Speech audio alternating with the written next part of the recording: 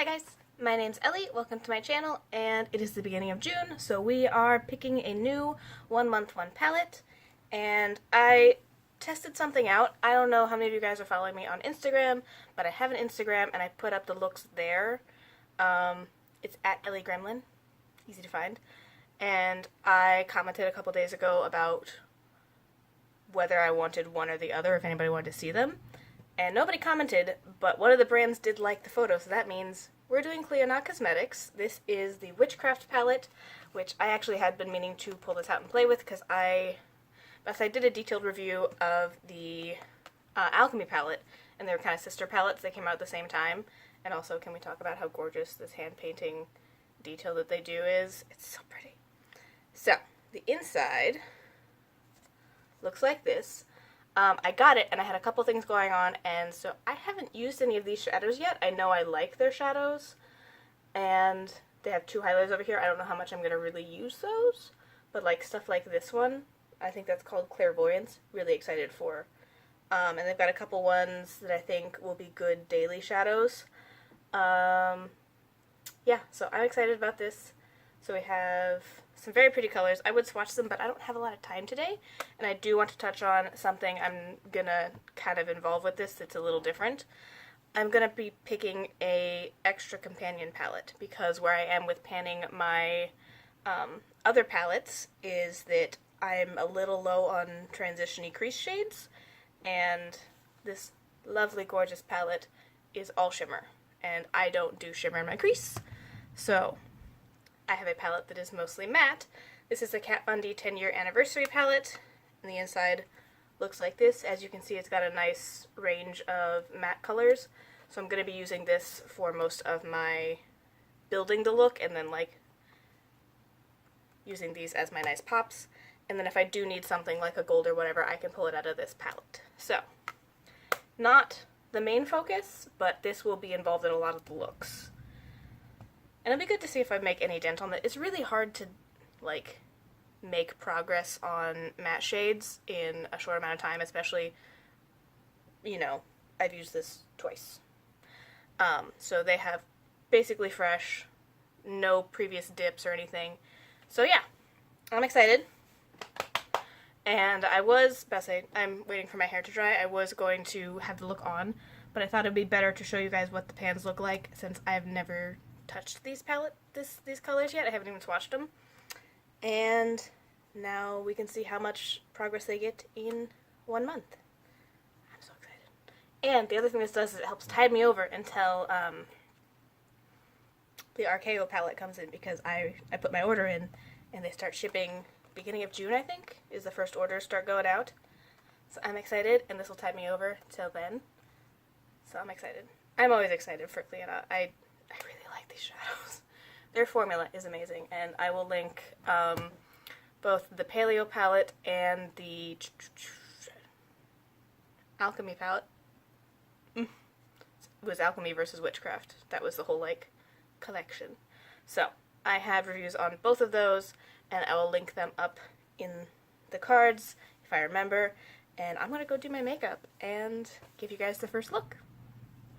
So first look, I used Salamander on my lid and Eye of Newt in the inner corner, and a lot of the oranges and greens and browns from the 10-year anniversary palette from Kat Von D. Excuse me. So, I like it. I think it's really cute, and this is a bit more peachy than I was expecting, which is good, which means I have more ways I think I can use it. I feel cute. My hair's not doing it. Okay, this eye is watering, so disregard that, but look at that gorgeous color. So I used Clairvoyance on the lid and the highlighter Sear on the inner corner, because it has two highlighters in the palette, and it's so pretty. And I really hope that this eye-watering thing is not going to leak out the corner and ruin my look, because I like it.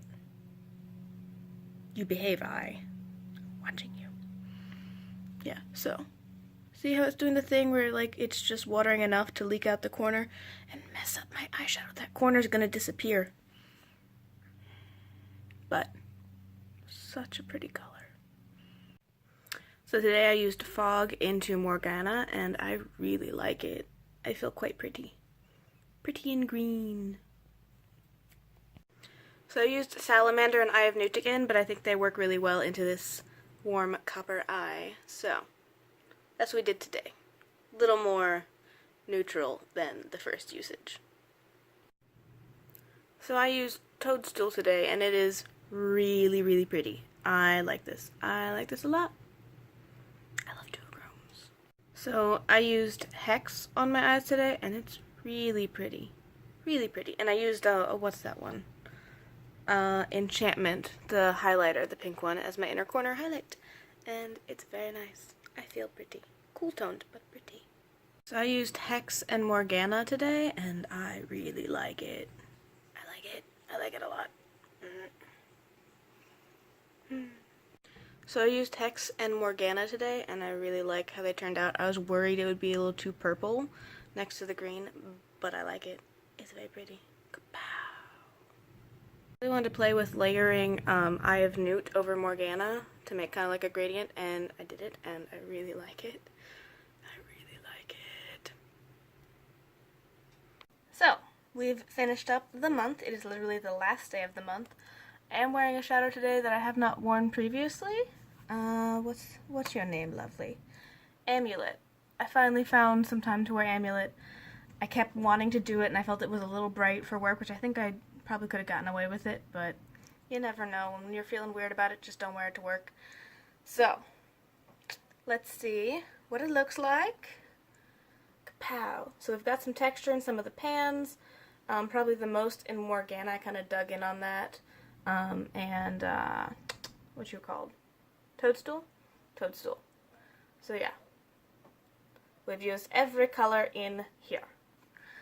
And I was kind of surprised that that really deep green was kind of my favorite color, or at least my most used, I feel like. I threw it on the outer half of the lid for a lot of things, and it looked really, really pretty.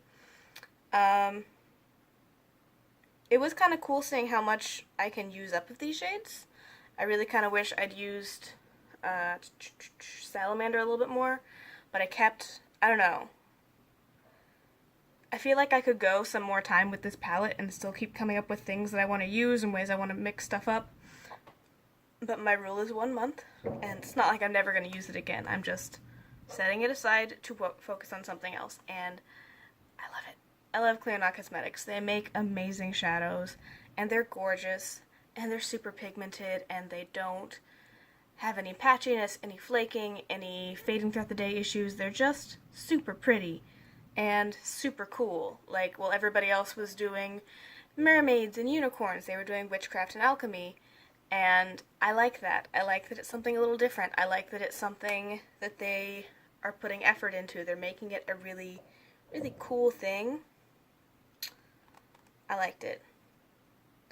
And I do like on the back, they do have the names, and since they have this set up, I get easily confused as to how to read it when they put them just on the back and there's no differentiation. Like Kat Von D. Reading these on the back, I never quite know what's gonna be what. Yeah, I don't even remember.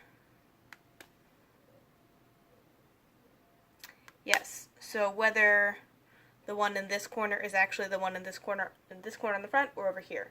I get mixed up about that. It's just a weird thing I have, but having the setup with the two highlighters, which I do think worked well with the colors in the palette. I use them a lot to highlight my inner corner and kind of like layer over different things, and I have used them both as highlighters in the past, and they're gorgeous.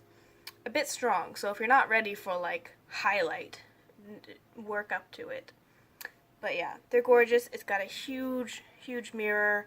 It's just, I love this. This is one of the brands that when they come out with new palettes and stuff like that, I just want to buy all of it. I just want to give them my money and be like, yes, keep doing the thing you're doing. I love it. I'm into it. Do it. And they're amazing. So, I do also like on the back they've noted which ones are lip safe.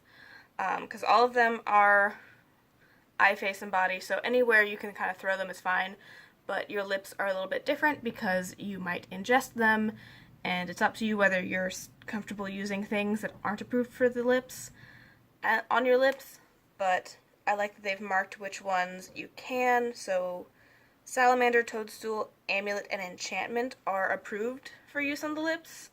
Not saying you can't do anything else, so you got some fun fun colors. I really like Toadstool is so pretty. Toadstool is really nice to have for days where I'm like, I don't really know if I want to do a whole structured look, and I would just kind of like do a crease, throw that all over the lid, and then put something like light green in the inner corner, and it looked really, really nice and pretty. I loved it. So, super excited. It did kind of help with my itching for the RKO palette. RKO? I don't know.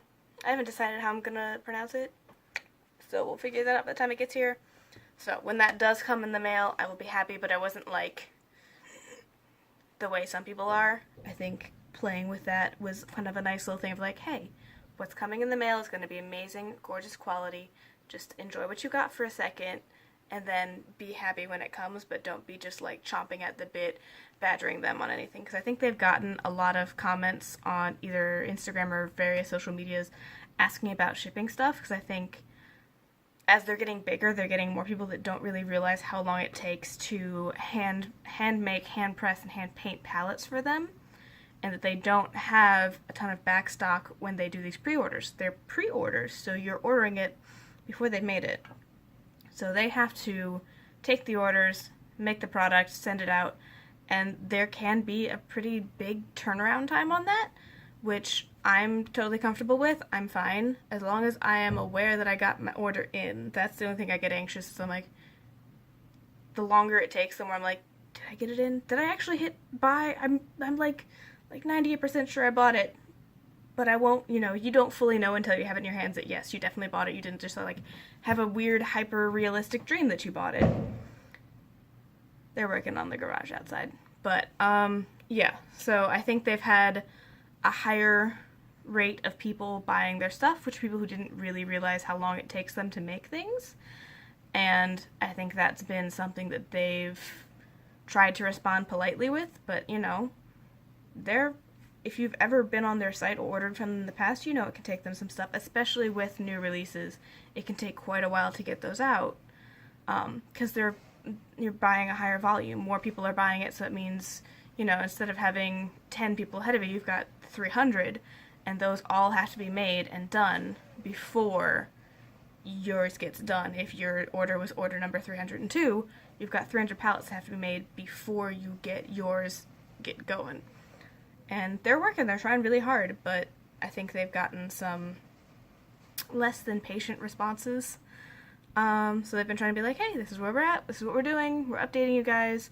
It's not that they're not doing anything, it's that what they do takes time. So, there's that. I think this has been a good thing for me to just like kind of calm myself with. But the other not so great part of this video is Kat Von D. So this is the 10-year anniversary palette, and I was kind of alright with this palette. As you can see, it has like no visible usage on it.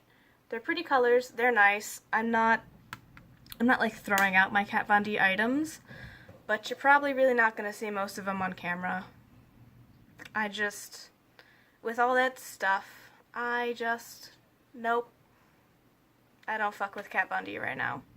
I'm not saying that she won't do something in the future that will make me feel better about buying from her, but right now, as it stands, get fucked, Kat Von D. No. Vaccines are important.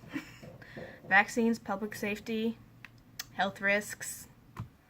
It's a really, really selfish bullshit move to not only not vaccinate your kids, which is then making that kid a risk for everyone that they come in contact with, whether they're immunocompromised or their vaccine is a little out of date, or if they haven't had their booster or whatever, that kid is now a ticking time bomb of whatever the fuck it can pick up and give to the world. So thanks for that. And then choosing to publicize it on social media when you know you have a following that takes a lot of the stuff you say really kind of as gospel.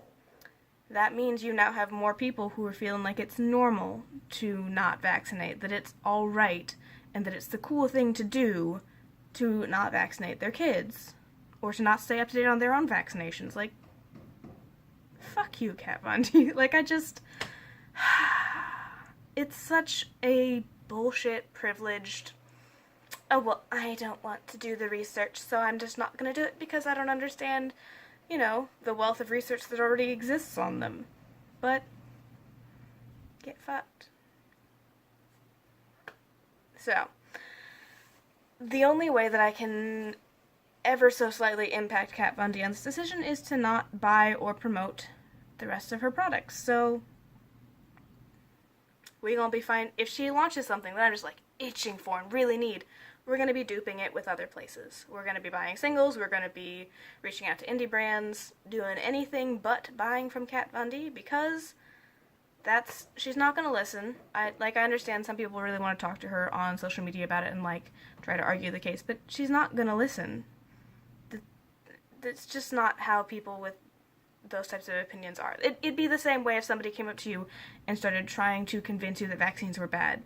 How likely are you to take them as educated people if you already have this really strong, grounded belief that vaccines are a good and useful part of society, and you're going to see that person as crazy, and that's how she's going to perceive us. Unfortunately, she's going to see us saying, hey, these are the risks and dangers and the reasons that we vaccinate, and the importance is I don't give a fuck if it's vegan, it needs to happen. And she's just going to see us as those crazy people. The same way you see somebody with a really, really out there opinion, if you weren't open to it to begin with, it's not going to come across right. It just isn't. So, talking to her on social media, that's not going to do anything. Yelling at her is not going to do anything. And attacking her and her family is not going to do anything. And it's not a good choice either. Like, don't do that. As much as I would love to kidnap her and just vaccinate her and steal the kid and vaccinate it, but that's not my place. So the one thing I can do is I cannot buy her products, because even if it's just a little bit, that's something that impacts her and her world.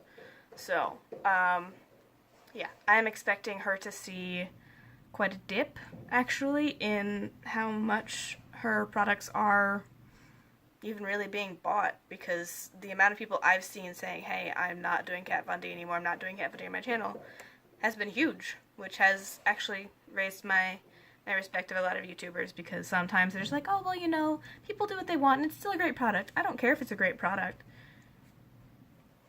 It's allowing her to create this lifestyle where she reaches out to millions of people and tells them that vaccines are stupid because she's either unwilling or unable to properly do her research on them.